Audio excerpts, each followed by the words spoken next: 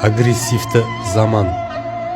Автордан: кек қайнаған бұл заман қалай қарай беттеген, жақсылыққа апармас ызақорлық кек деген. Адамдардың мінезі өзгергені ақиқат, парадокс секілді сабырлы жан шеттеген.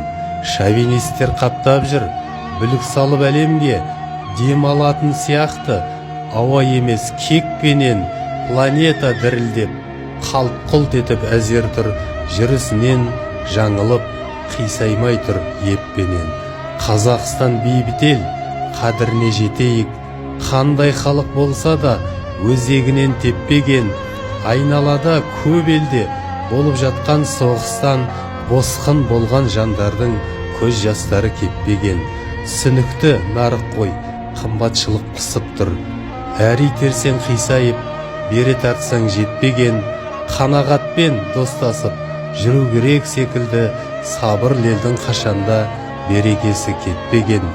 Карантиннен құтылып әзер шықтық, есте ма бітпейтіндей көрінген құқығыңды шектеген.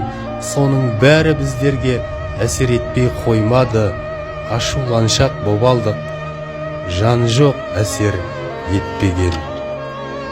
Кешірімшіл болайық, опа бермес кекшілдік, жас ұрпақты ойлайық, ақ сүйектей екшеген.